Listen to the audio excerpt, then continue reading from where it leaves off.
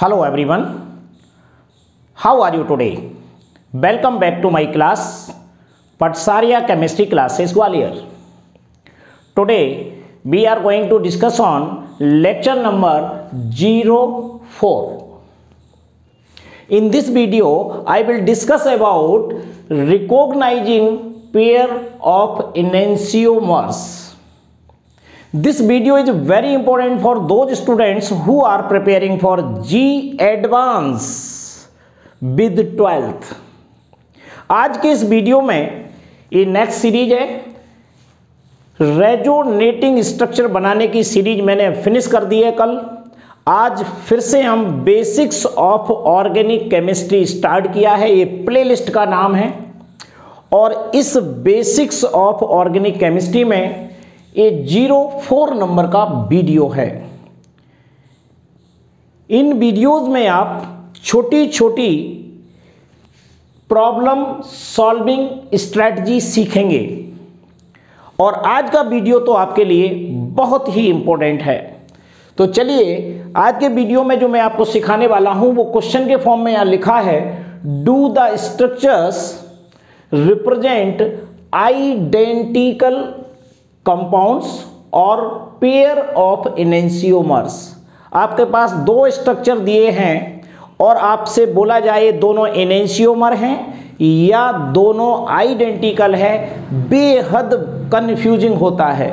आज आपका ये कंफ्यूजन सिंपल सी 10 सेकंड की ट्रिक में आपको तैयार करा दूंगा।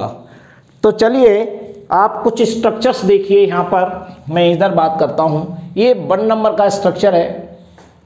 ये यहाँ पर किरल कार्बन है, इस कार्बन से 4 डिफरेंट ग्रुप अटैच हैं, OH, CHO, H and CH2OH। Same दूसरा यही स्ट्रक्चर है, इसमें किरल कार्बन से CH2OH, OH, CHO and H अलग अलग जगहों पर अटैच है। अब आपको इन दो स्ट्रक्चर को देख के बताना है कि ये दोनों स्ट्रक्चर आइडेंटिकल कहलाएंगे या फिर एनेंशियोमर कहलाएंगे। 2 वर्ड आपको तैयार करना है। तो बड़ी सिंपल सी ट्रिक है। अगर ये दोनों एनेंशियोमर होंगे तो बेस्ट ट्रिक ये है कि इनका कॉन्फ़िगरेशन डिफरेंट होगा। बात समझ में आई आपको? इनका कॉन्फ़िगरेशन डिफरेंट होगा। और अगर ये दोनों आइडेंटिकल कहलाएंगे तो दोनों का कॉन्फ़िगरेशन सेम होगा। कॉन्फ़िगरेशन कौन सा? जो आप RS नोमेनक्लेचर करते हैं। तो RS नोमेनक्लेचर में यदि अगर ये R है तो ये S होगा, अगर ये S है तो ये R होगा। तो समझ लीजिए एनेंशियोमर हैं। अगर ये R है और ये भी R है तो आइडेंटिकल, अगर ये S है और ये भी S है यानी कॉन्फ़िगरेशन, तो ये दोनों आइडेंटिकल। यानी कॉन्फ़िगरेशन सेम होने पर आइडेंटिकल, कॉन्फ़िगरेशन डिफरेंट होने पर एनेंशियोमर कहलाता है ना? बेस्ट ट्रिक इतना करना। अब आपको नोमेनक्लेचर आना चाहिए। इसका जो मैंने आपको RS नोमेनक्लेचर में सिखाया है उस वीडियो को जरूर देख लीजिए। नहीं देखा है कोई बात नहीं, अभी मैं और सिखाऊंगा दोबारा से कि देखिए कॉन्फ़िगरेशन कैसे होता है। थोड़ा सा हार्ड है प्रोसेस, लेकिन आपको विद ट्रिक इसको सिखाऊंगा। देखो, सबसे पहली बात, जब हम किसी का नोमेनक्लेचर करते हैं तो हायर प्रायोरिटी मॉलिक्यूल को नंबर 1 देते हैं और लोएस्ट प्रायोरिटी एटम या मॉलिक्यूल या आयन या कंपाउंड को हम लास्ट यानी 4 नंबर देते हैं। तो देखिए यहाँ पर ये OH है, इस OH में O को देखेंगे, इस CHO में C को पहले नंबर पर और 2 C सेम होने पर तो अगला जो इससे अटैच है उस एटम को देखेंगे। तो यहां पर O नंबर 1 आएगा। देखिए ये O पर मैं नंबर 1 डाल रहा हूं। 2 नंबर किसको देंगे? 2 नंबर हम CHO को देंगे। बस ये हायर प्रायोरिटी ऑर्डर के हिसाब से करना है, जिसका एटॉमिक वेट सबसे ज़्यादा हो उसको पहला नंबर, जब दो सेम हो तो अगला वाला नंबर देखते हैं, वो भी सेम हो तो उससे अगला वाला नंबर देखते हैं। सिंगल बॉन्ड से डबल बॉन्ड को प्रायोरिटी ज़्यादा दी जाती है। तो देखिए ये नंबर 1 है, ये नंबर 2 है और ये CH2O को नंबर दे रहा हूँ 3। ओके, अब ये 4 नंबर आपका H को दे रहे हैं। तो देखिए 1, 2 एंड 3, तो रोटेशन कैसा हुआ? क्लॉकवाइज। इसको क्या बोलते हैं? Clockwise rotation. क्लॉकवाइज रोटेशन हो तो कॉन्फ़िगरेशन R कहलाता है।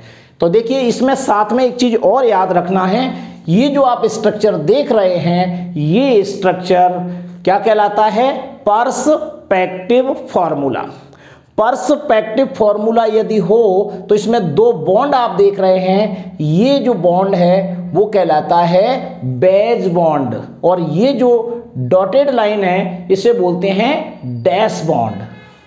अगर लोएस्ट प्रायोरिटी एटम अगर 4 नंबर पे यानी डैश बॉन्ड पर है तो जो कॉन्फ़िगरेशन आप निकाल रहे हैं वो वही कॉन्फ़िगरेशन होगा। तो देखिए लोएस्ट प्रायोरिटी ऑर्डर किस पे है? डैश बॉन्ड पर। अगर ये डैश बॉन्ड पर नहीं होता, किसी अदर जगह पर होता, तो जो आंसर आएगा उसका आपको अपोजिट सोचना है। यदि R होगा तो आंसर S लिखना है, अगर S आ रहा है तो आंसर R लिखना है। तो देखिए यहां पर ये क्लॉकवाइज डायरेक्शन है, तो आंसर क्या होगा इसका? ये होगा हमारा R। कैसा होगा? ये R कॉन्फ़िगरेशन हो गया इसका। ठीक है, अब इसको देखो, इसमें पहली बात तो ये है कि नंबर 1 इसको देंगे आप OH को। OH को कौन सा नंबर दे रहे हैं हम? 1। दूसरे नंबर पर CHO, तीसरे नंबर पर CH2OH, 4th नंबर पर हाइड्रोजन। ये देखिए तो 1, 2, 3 क्लॉकवाइज डायरेक्शन में है, तो क्लॉकवाइज डायरेक्शन हो तो कॉन्फ़िगरेशन R होता है, लेकिन यहां पर डैश बॉन्ड पर लोएस्ट प्रायोरिटी एटम नहीं है, यानी H कहां होना चाहिए? इस पर होना चाहिए, लेकिन इस पर H नहीं है, इसलिए जो डायरेक्शन आप देख रहे हैं क्लॉकवाइज, तो R आंसर होना चाहिए, लेकिन आंसर R नहीं होगा, बल्कि क्या होगा? S होगा। ये है मोस्ट इंपोर्टेंट चीज, क्लॉकवाइज डायरेक्शन होने के बावजूद भी कॉन्फ़िगरेशन S आएगा। ये सबसे बेस्ट ट्रिक है, इसके अलावा कोई दूसरी ट्रिक याद करने की आपको जरूरत नहीं है। कहीं से भी कैसा भी कठिन से कठिन क्वेश्चन अगर आ जाए तो आपको ये ध्यान रखना है कि लोएस्ट यानी पर्सपेक्टिव फॉर्मूले में डैश बॉन्ड पर अगर लोएस्ट प्रायोरिटी एटम नहीं है तो जो आंसर आएगा उसका अपोजिट आंसर आपको देना है। या अगर यहां पर R आया है, ये क्लॉकवाइज डायरेक्शन है, तो आंसर R नहीं S होगा, यानी काउंटर क्लॉकवाइज आंसर आएगा। अगर ये R है और दूसरा S है तो समझ लीजिए ये इनेंशियोमर है। इनेंशियोमर में दोनों का कॉन्फ़िगरेशन डिफरेंट होता है, तो इसको मैं E लिखूंगा। देख लीजिए E का मतलब क्या है? ये इनेंशियोमर है दोनों स्ट्रक्चर। आप किसी मिरर में देख करके नहीं बता सकते कि ये इनेंशियोमर है। इनेंशियोमर का मतलब होता है non super impossible mirror images. ये आपको केवल कॉन्फ़िगरेशन से ही पता लग सकता है। तो ये आपका आंसर क्या आया दोनों का? E।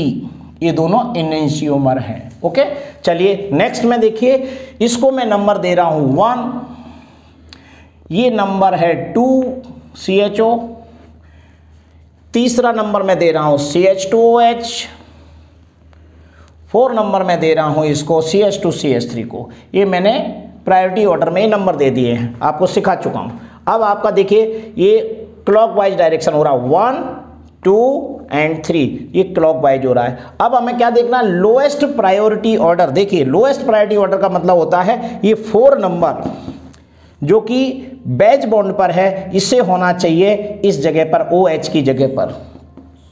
हम इंटरचेंज करते हैं, उसमें आप बड़े कंफ्यूज हो जाएंगे। मैं इंटरचेंज करना अलग वीडियो में सिखाया है, यहाँ आपको कुछ नहीं करना है। देखिए ये S आ रहा है और ये यहाँ पर लोएस्ट प्रायोरिटी एटम यहां पर नहीं है, तो आंसर एस नहीं आर होगा, ए होगा बस। अब इधर आ जाइए, इसमें मैं OH को नंबर 1 दे रहा हूं, 2 नंबर किसको, CHO को, 3 नंबर इसको इथाइल अल्कोहल, 4 नंबर CH2CH3 को। तो देखिए कैसे आंसर आएगा, देखिए 1 और 1 के बाद इसको 2, 1 2 और 3 ऐसे आंसर आ रहा है, 1 2 और 3। क्लियर हुआ? तो कैसा आंसर आ, 1 2 3 का मतलब क्लॉकवाइज आ रहा है, लेकिन यहां पर लोएस्ट प्रायोरिटी CH2CH3 है। ये कहां होना चाहिए, इस वाले बॉन्ड पर, डैश बॉन्ड पर नहीं है, तो आपका डायरेक्शन कैसा हो रहा है, क्लॉकवाइज, यानी आर हो रहा है, लेकिन आंसर क्या माना जाएगा, एस। समझ लीजिए इस चीज को, आंसर क्या माना जाएगा, एस। यह आंसर क्या है, आर। तब ये आर है और ये एस है, तो ये कैसा हुआ, एनेंशियोमर।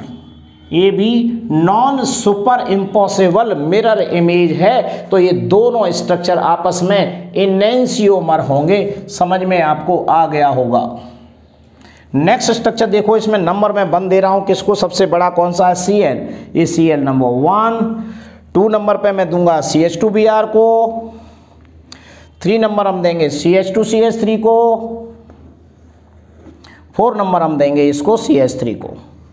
देख लीजिए 1 के बाद 2 और 2 के बाद 3, कैसा डायरेक्शन हो रहा है, एंटी क्लॉकवाइज, यानी काउंटर क्लॉकवाइज, ये एंटी क्लॉकवाइज डायरेक्शन हो रहा है। तो आंसर क्या आना चाहिए, एस आना चाहिए। लेकिन देखिए लोएस्ट प्रायोरिटी ऑर्डर कौन सा है, CH3 है। अब ये CH3 कहाँ आना चाहिए, 1 नंबर पे नहीं है, तो एंटी क्लॉकवाइज होने के बावजूद भी आंसर क्या आएगा, आर।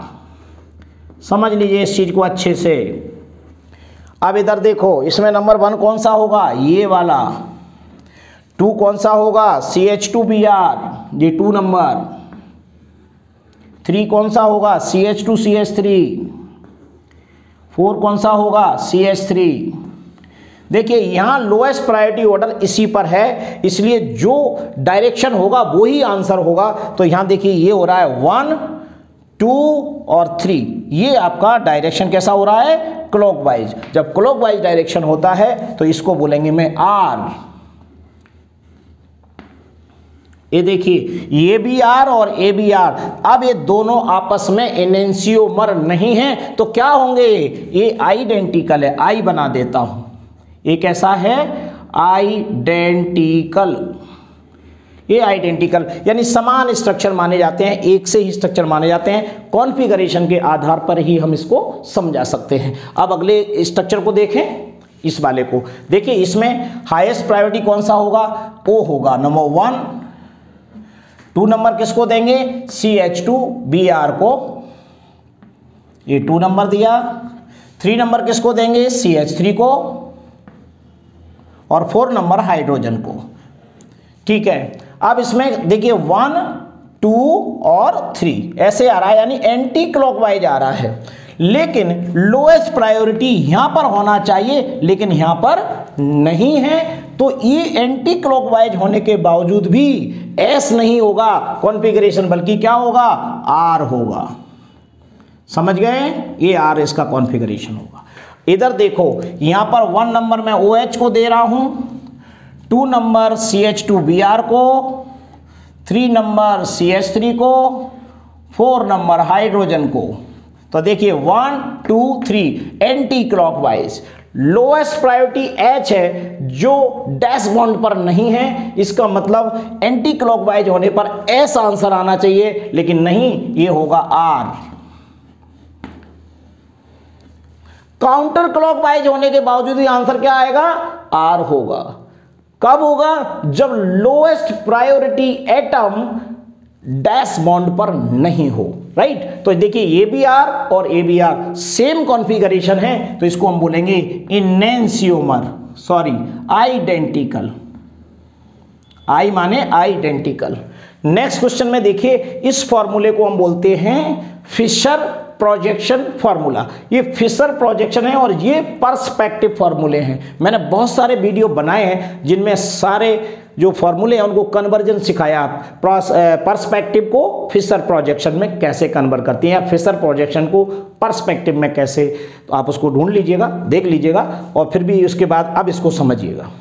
इस फार्मूले की मेन विशेषता ये होती है कि ये सीधे बॉन्ड है इसके अंदर, और इसमें देखिए नंबर 1 कौन सा है, नंबर 1 है इसमें सबसे बड़ा CC, ये 1 नंबर पे Cl है, 2 नंबर पर CH2CH3 है, 3 नंबर पर CH3 है और 4 नंबर पर हाइड्रोजन है। देखिए तो यहां पर रोटेशन किधर हो रहा है, देखो 1 2 और 3, ठीक है 1 2 3 कैसा आ रहा है रोटेशन, देखिए एरो को देखिए, ये क्लॉकवाइज डायरेक्शन में हो रहा है। लेकिन इसमें भी एक विशेष बात ये होती है कि lowest priority atom vertical bond पर होना चाहिए। ये वर्टिकल बॉन्ड है, ये हॉरिजॉन्टल है, तो वर्टिकल बॉन्ड पर ऊपर या नीचे अगर लोएस्ट प्रायोरिटी एटम अगर है तो आंसर वही होगा जो आपको दिखाई दे रहा है, क्लॉकवाइज डायरेक्शन में है ये, तो इसको अपन क्या बोलेंगे, R बोलेंगे। ये R है, कॉन्फ़िगरेशन कैसा है,